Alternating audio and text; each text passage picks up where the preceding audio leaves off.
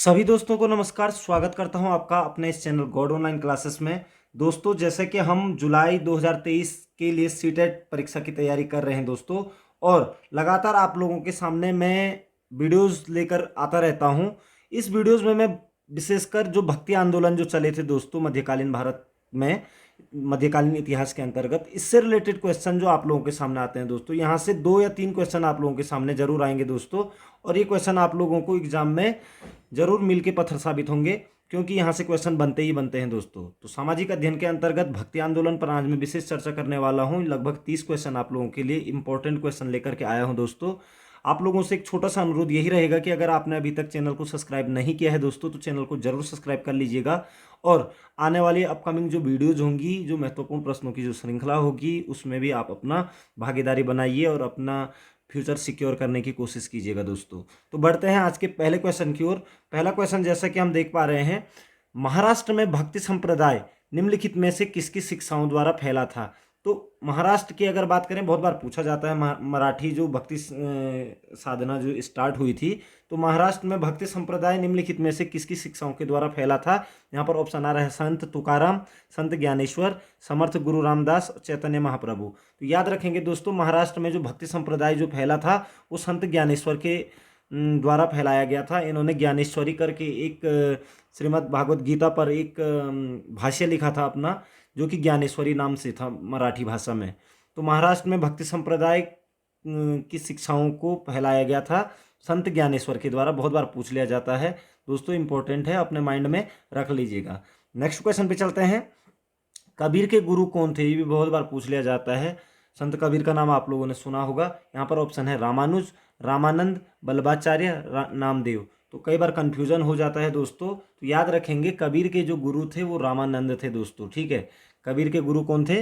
रामानंद। याद रखेंगे इस चीज को। नेक्स्ट क्वेश्चन पे चलेंगे। संत कबीर का जन्म कहाँ हुआ था। तो संत कबीर के जन्म पर काफ़ी सारे विद्वानों में अलग अलग मतभेद हैं, लेकिन इतना जानते हैं कि नीरू और नीमा जुलाहे की घर पर हुआ था इनका जन्म। और ये यहाँ पर ऑप्शन है दिल्ली में हुआ था, मगहर वाराणसी में हुआ था, या मथुरा में हुआ था, या हैदराबाद में हुआ था। तो कहा जाता है दोस्तों, संत जो कबीर का जन्म हुआ था वो मगहर वाराणसी उत्तर प्रदेश में हुआ था। ठीक है, कई लोग इनके जन्म जो तिथि है उस पर भी काफ़ी आगे पीछे है। कहीं पर 1398 ईस्वी मिलेगा आपको, कहीं पर 1425 ईस्वी मिलता है इनके जन्म के बारे में। तो ये चीज़ें एग्जैक्टली नहीं है, लेकिन संत कबीर का जन्म मगहर वाराणसी में हुआ था दोस्तों, इसलिए इस चीज़ को अपने माइंड में रख लीजिएगा। नेक्स्ट क्वेश्चन पे चलेंगे।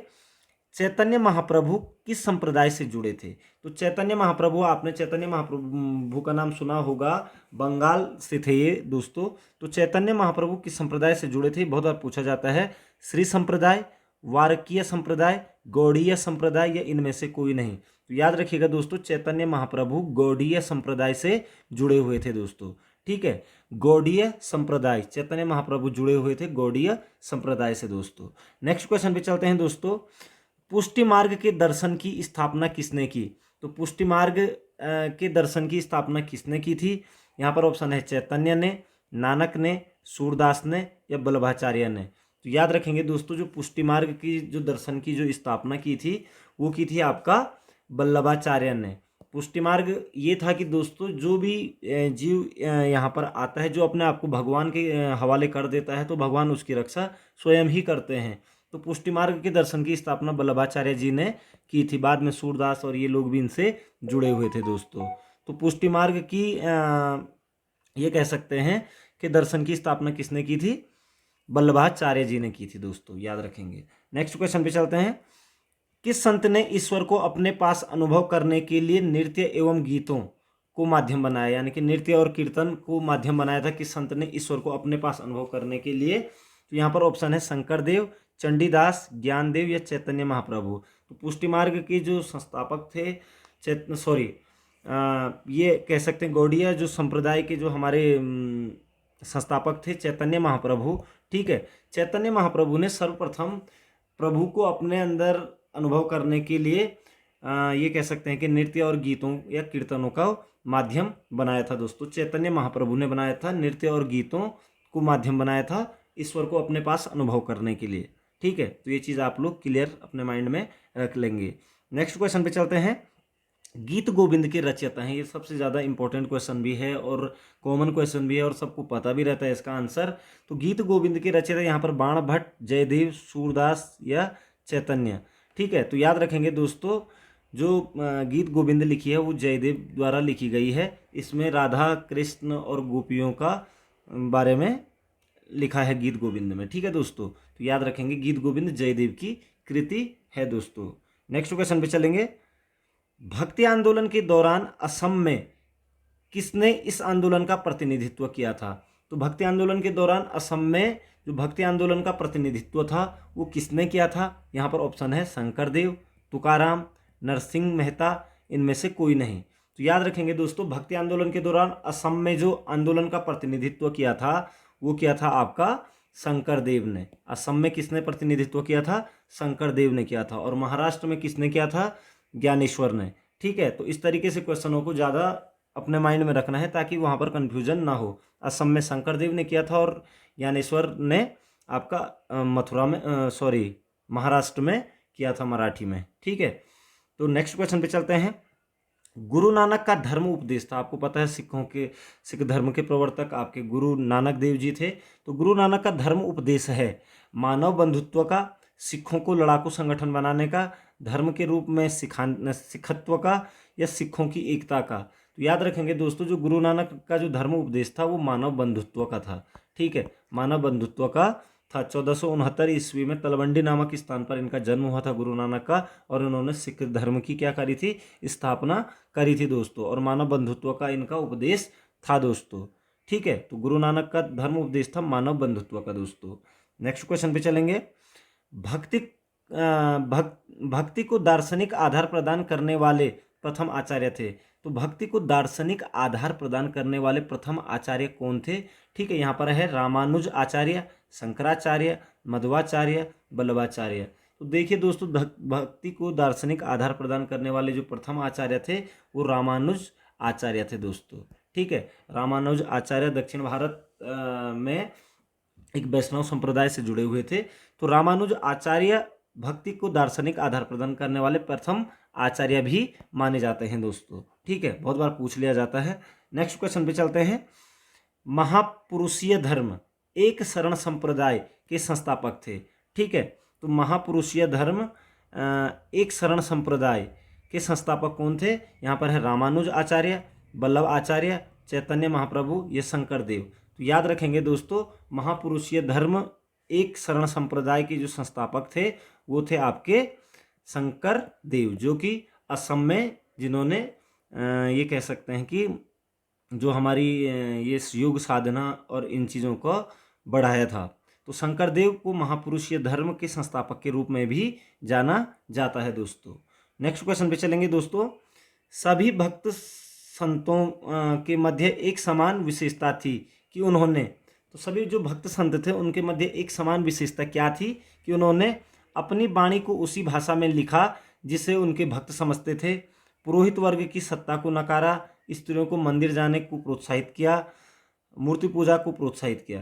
तो याद रखिएगा दोस्तों, जो भक्त संत थे वो सभी क्या थे? उन्होंने अपनी वाणी को उसी भाषा में लिखा, ठीक है, जिससे उनके भक्त समझते थे। तो ये इसका एग्जैक्ट आंसर है। बाकी और चीज़ जो यहाँ पर ऑप्शन दे रखे कि पुरोहित वर्ग की सत्ता से को नकारा, ये भी नहीं है, ऐसा भी नहीं है, सभी संतों ने ऐसा नहीं किया था। स्त्रियों को मंदिर जाने को प्रोत्साहित किया, सभी संतों ने ऐसा नहीं किया। और मूर्ति पूजा को प्रोत्साहित किया, ऐसे भी सारे संत नहीं थे। तो सभी संतों में एकमात्र समानता यही थी कि उन्होंने अपनी वाणी उसी भाषा में लिखी जिसमें उनके भक्त समझते थे दोस्तों। ठीक है, नेक्स्ट क्वेश्चन पे चलेंगे। भक्ति आंदोलन का प्रारंभ किया गया। तो भक्ति आंदोलन का जो प्रारंभ था वो कहाँ से किया गया था? दक्षिण भारत से शुरू हुआ दोस्तों। यहाँ पर है अलवार नयनार संतों द्वारा, सूफी संतों द्वारा, सूरदास द्वारा या तुलसीदास द्वारा। तो भक्ति आंदोलन का जो प्रारंभ किया गया था दोस्तों दक्षिण भारत के अलवार और नयनार, ठीक है, अलवार और नयनार संतों द्वारा किया गया था। आपको पता होना चाहिए, जो अलवार संत होते हैं वो विष्णु के उपासक होते हैं, और नयनार जो संत होते हैं दोस्तों वो शिव के उपासक होते हैं। शैव कहते हैं उनको, नयनार संतों को। अलवार संतों को कहा जाता है वैष्णव। ठीक है, तो अलवार और नयनार संतों द्वारा भक्ति आंदोलन का प्रारंभ किया गया था, दक्षिण भारत में से स्टार्ट हुआ था दोस्तों ये। ठीक है, नेक्स्ट क्वेश्चन पे चलते हैं। रामानुज के अनुयायियों को कहा जाता है, रामानुज के आचार्यों अनुयायियों को कहा जाता है। यहाँ पर ऑप्शन है शैव, वैष्णव, अद्वैतवाद या अवधूत। तो याद रखेंगे दोस्तों, जो रामानुज थे, ठीक है, इनके जो अनुयायी हैं उनको कहा जाता है वैष्णव, ठीक है, वैष्णव यानी कि अलवार, ठीक है। तो रामानुज के अनुयायियों को कहा जाता है वैष्णव कहा जाता है दोस्तों, ठीक है, जो भगवान विष्णु की पूजा करते हैं, ठीक है। तो वैष्णव रामानुज के अनुयायियों को कहा जाता है दोस्तों। नेक्स्ट क्वेश्चन पे चलते हैं। बीजक का रचयिता कौन है? तो बीजक किसकी रचना है? यहाँ पर ऑप्शन है सूरदास, कबीरदास, रैदास या पीपा। तो याद रखेंगे दोस्तों, बीजक का रचयिता है कबीरदास दोस्तों, ठीक है। बहुत बार पूछ लिया जाता है ये क्वेश्चन भी कि बीजक के रचयिता कौन है, तो आप बोलेंगे कबीरदास दोस्तों। साखी शबद रमैनी इन्हीं की कीर्ति है। बीजक सॉरी दोस्तों, बीजक के रचयिता है आपके कबीरदास। नेक्स्ट क्वेश्चन पे चलते हैं। भक्ति रस कवयित्री मीराबाई थी। तो भक्ति रस कवयित्री मीराबाई का नाम आप सभी ने सुना होगा। तो उनके बारे में यहाँ पर कुछ ऑप्शन दिए हैं, तो इनमें से कौन सा सही है? तो भक्ति रस कवयित्री मीराबाई थी एक कुलीन नारी जिसने कभी विवाह नहीं किया। बिल्कुल गलत है दोस्तों, क्योंकि उसकी शादी हुई थी। गुजराती शाही परिवार से संबंधित जिनका विवाह राजपूत से हुआ था। यद्यपि राजपूत से तो हुआ था, लेकिन गुजराती शाही परिवार के नहीं थी, बल्कि राजस्थानी शाही परिवार के थे वो, ठीक है। उसके बाद है थर्ड, ये भी गलत हो गया। मध्य प्रदेश की एक पुजारी की पुत्री, ये बिल्कुल गलत है। एक राजपूत शासक की पत्नी थी, तो बिल्कुल ये सही है दोस्तों, ठीक है। रतन सिंह की पुत्री थी, राणा सांगा के टाइम पर रतन सिंह की पुत्री थी मीराबाई दोस्तों, ठीक है। तो याद रखेंगे, एक राजपूत शासक की पत्नी भी थी ये, ठीक है। नेक्स्ट क्वेश्चन आ रहा है कि प्रसिद्ध भक्त कवयित्री मीराबाई के पति का नाम क्या था? तो यहाँ पर ऑप्शन है राणा रतन सिंह, राजकुमार भोजराज, राणा उदय सिंह या राणा सांगा। तो याद रखेंगे दोस्तों, राणा रतन सिंह तो कवयित्री मीराबाई के पिता का नाम था, याद रखेंगे, ठीक है, पिताजी का नाम था। और पति थे आपके राजकुमार भोजराज, ठीक है। पति कौन थे? भोजराज थे मीराबाई के, ठीक है। तो याद रखेंगे कि प्रसिद्ध भक्त कवयित्री मीराबाई के पति का नाम था राजकुमार। और ये मेवाड़ जो कि राजस्थान में है, मेवाड़ के राजा, ठीक है, रतन सिंह की पुत्री थी दोस्तों, ठीक है, राणा रतन सिंह की पुत्री थी। नेक्स्ट क्वेश्चन पे चलेंगे दोस्तों। बुद्ध और मीराबाई के जीवन दर्शन में मुख्य साम्य था।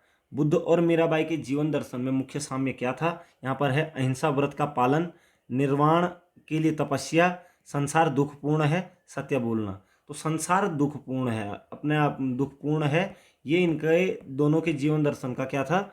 मुख्य साम्य था दोस्तों। संसार दुखपूर्ण है, ये मीराबाई और बुद्ध के जीवन दर्शन का क्या है? मुख्य साम्य है दोस्तों। ये क्वेश्चन भी बहुत बार पूछ लिया जाता है दोस्तों। नेक्स्ट क्वेश्चन पे चलेंगे।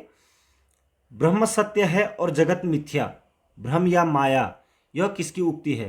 तो ब्रह्म सत्य है और जगत मिथ्या, यह उक्ति किसकी है? यहाँ पर ऑप्शन है शंकराचार्य, रामानुजाचार्य, बल्लभाचार्य या चैतन्य। तो याद रखिएगा दोस्तों, अद्वैत दर्शन के प्रतिपादक शंकराचार्य जी की उक्ति है कि ब्रह्म सत्य है और जगत मिथ्या, ठीक है। यानी कि ब्रह्म से ही सब कुछ है दोस्तों, ठीक है, यानी कि सभी चीज के अंदर क्या है? ब्रह्म है, ठीक है। तो ब्रह्म सत्य है और जगत मिथ्या, ये भी कहा जा सकता है कि आत्मा और परमात्मा एक ही है दोस्तों। तो अद्वैत दर्शन के जो प्रतिपादक थे शंकराचार्य, उन्होंने ही कहा था कि ब्रह्म सत्य है और जगत मिथ्या, ये उक्ति है शंकराचार्य की। नेक्स्ट क्वेश्चन पे चलते हैं। निम्नलिखित में से किसे कुछ विचारकों ने प्रच्छन्न बोध की संज्ञा दी है? तो प्रच्छन्न बोध की संज्ञा दी है कुछ विचारकों ने। तो यहाँ पर है रामानुजाचार्य, शंकराचार्य, कुमारिल भट्ट या चैतन्य। तो प्रच्छन्न बोध की जो संज्ञा दी गई है दोस्तों, शंकराचार्य को दी गई है, क्योंकि शंकराचार्य एक ही ब्रह्म को स्वीकार करता है, ठीक है। और महायान शाखा में जो बौद्ध धर्म है उसमें भी एक ही प्रभु को माना गया है, मतलब एक आकार के रूप में माना गया है। तो कई लोग इसीलिए प्रच्छन्न बोध की संज्ञा भी देते हैं शंकराचार्य जी को दोस्तों, ठीक है। तो प्रच्छन्न बोध किसे कहा जाता है? तो शंकराचार्य जी को कहा जाता है दोस्तों, ठीक है। नेक्स्ट क्वेश्चन पे चलेंगे। किसने भक्ति के क्षेत्र में शूद्रों को भागवत दर्शन व मोक्ष का अधिकार देकर उन्हें इस्लाम धर्म स्वीकार करने से रोका? ठीक है, तो किसने भक्ति के क्षेत्र में शूद्रों को भागवत दर्शन व मोक्ष का अधिकार देकर उन्हें इस्लाम धर्म स्वीकार करने से रोका था? तो यहाँ पर ऑप्शन है रामानुजाचार्य, बल्लभाचार्य, चैतन्य महाप्रभु या मध्वाचार्य। तो याद रखेंगे दोस्तों, रामानुजाचार्य जिन्होंने कि भक्ति को दर्शन के साथ जोड़ करके भी देखा था। तो रामानुजाचार्य ने भी शूद्रों को भगवत दर्शन व मोक्ष का अधिकार देकर उन्हें इस्लाम धर्म स्वीकार करने से रोका था दोस्तों। ठीक है, तो रामानुजाचार्य इसका एग्जैक्ट आंसर हो जाएगा दोस्तों। नेक्स्ट क्वेश्चन पे चलेंगे। दक्षिण भारत का वो संत कौन था जिसने अपना अधिकांश जीवन उत्तर भारत में वृंदावन में बिताया? तो वृंदावन में ज़्यादा टाइम बिताने वाले कौन से दक्षिण भारत के संत थे? यहाँ पर ऑप्शन आ रहा है रामानुजाचार्य, निम्बार्क आचार्य, मध्वाचार्य, विष्णु स्वामी। तो निम्बार्क आचार्य दोस्तों, ठीक है, निम्बार्क आचार्य को याद रखेंगे आप लोग। निम्बार्क आचार्य दक्षिण भारत से आकर के वृंदावन में इन्होंने बहुत सारा टाइम अपना बिताया था, क्योंकि कृष्ण भक्ति शाखा के थे, कृष्ण की भक्ति में लीन हुआ करते थे। ठीक है, तो निम्बार्क आचार्य ने अपना ज़्यादातर जीवन कहाँ बिताया है? वृंदावन में ही बिताया है दोस्तों। और विशिष्ट द्वैत का सिद्धांत भी इन्होंने दिया है दोस्तों। ठीक है, तो निम्बार्क आचार्य ने अधिकांश वृंदावन में अपना समय बिताया है। नेक्स्ट क्वेश्चन पे चलेंगे। किसने भगवत गीता पर भावार्थ दीपिका नाम से एक बृहद टीका मराठी में ज्ञानेश्वरी के नाम से जाना जाता है? तो ज्ञानेश्वरी के नाम से ज्ञानदेव याद रखेंगे, और मराठा भक्ति आंदोलन के प्रवर्तक भी माने जाते हैं ज्ञानदेव। तो ज्ञानेश्वरी किसने लिखी है? मैं स्टार्टिंग में बता चुका हूँ आप लोगों को, ज्ञानदेव। और ये ज्ञानदेव क्या है? ये आपका भगवत गीता पर एक टीका मराठी में लिखा गया है ज्ञानेश्वरी नाम से, भावार्थ दीपिका नाम से। ठीक है, तो ज्ञानदेव की ये कृति है दोस्तों, याद रखेंगे। नेक्स्ट क्वेश्चन पे चलते हैं दोस्तों। यदि संस्कृत देव भाषा है तो क्या मेरी मातृभाषा मराठी दुष्य भाषा है? यह उक्ति किसकी है? ठीक है, तो संस्कृत देव भाषा है तो मराठी भी क्या दुष्य भाषा है? यह उक्ति किसकी है? यहाँ पर ऑप्शन है ज्ञानदेव, एकनाथ, तुकाराम या रामदास। तो याद रखना दोस्तों, एकनाथ का कथन है। एकनाथ भी एक मराठी भाषा के संत थे। ठीक है, एकनाथ ने ये बात कही थी कि यदि संस्कृत देव भाषा है तो क्या मेरी मातृभाषा मराठी है जो वो दुष्य भाषा है? ठीक है, तो ये एकनाथ का कथन था दोस्तों। नेक्स्ट क्वेश्चन पे चलते हैं। निम्नलिखित में से किस भक्ति संत ने अपने संदेश के प्रचार के लिए सबसे पहले हिंदी का प्रयोग किया? तो सबसे पहले अपने संदेश के प्रचार के लिए हिंदी का प्रयोग सबसे पहले किसने किया? यहाँ पर है दादू, कबीर, रामानंद, ये तुलसीदास। तो याद रखिएगा दोस्तों, कबीरदास जी के जो गुरु थे रामानंद, इन्होंने सर्वप्रथम अपने संदेश के प्रचार के लिए हिंदी भाषा का प्रयोग किया था, रामानंद ने, याद रखेंगे दोस्तों। ठीक है, नेक्स्ट क्वेश्चन पे चलते हैं। दास बोध के रचयिता थे। ठीक है, दास बोध के रचयिता कौन थे? यहाँ पर है एकनाथ, तुकाराम, रामदास या तुलसीदास। तो दास बोध एक मराठी साहित्य है जिसको कि लिखा था समर्थ रामदास ने। ठीक है, शिवाजी के गुरु भी थे ये समर्थ रामदास। ठीक है, तो दास बोध के रचयिता है समर्थ रामदास दोस्तों, याद रखेंगे दास बोध। ठीक है, बहुत बार पूछ लिया जाता है, इंपॉर्टेंट क्वेश्चन बन जाता है अपने आप में। नेक्स्ट क्वेश्चन पे चलेंगे दोस्तों।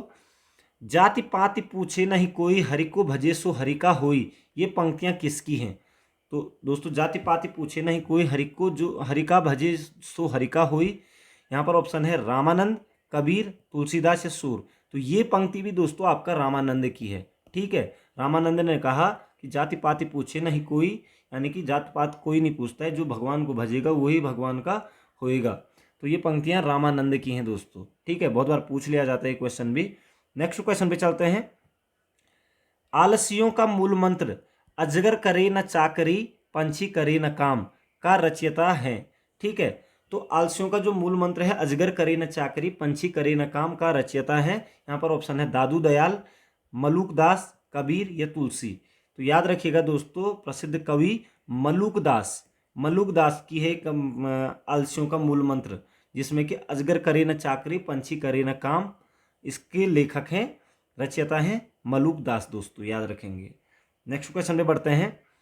महात्मा गांधी के प्रिय भजन वैष्णव जन तो तेन कहिए, जो पीर पराई जानी रे की रचयिता हैं? ठीक है, तो महात्मा गांधी की जो प्रिय भजन था वैष्णव जन तो तेन कहिए, जो पीर पराई जानी रे की रचयिता, ये क्वेश्चन आया भी है दोस्तों पिछले कुछ पेपरों पहले। तो इसके जो रचयिता है वो है नरसिंह मेहता। नरसिंह मेहता, यहाँ पर नरसिंह लिख दिया गया है, नरसिंह मेहता होता है दोस्तों, नरसिंह मेहता। ठीक है, नरसिंह मेहता की ये की रचयिता, इसके रचयिता है नरसिंह मेहता। ठीक है, इन्होंने ही लिखा था वैष्णव जन तो तेन कहिए जो पीर पराई जानी रे दोस्तों। तो याद रखेंगे नरसिंह मेहता को। ठीक है, नेक्स्ट क्वेश्चन पे चलते हैं। असम का चैतन्य किसे कहा जाता है? तो असम में जो भक्ति आंदोलन की जो शुरुआत की गई थी वो की गई थी आपका शंकर देव के द्वारा। ठीक है ना, एक शरण संप्रदाय के संस्थापक भी कहलाते हैं शंकर देव। तो असम का चैतन्य किसे कहा जाता है दोस्तों? शंकर देव को कहा जाता है दोस्तों। ठीक है, तो ये भक्ति आंदोलन से रिलेटेड दोस्तों ये इंपॉर्टेंट क्वेश्चन इसमें थे।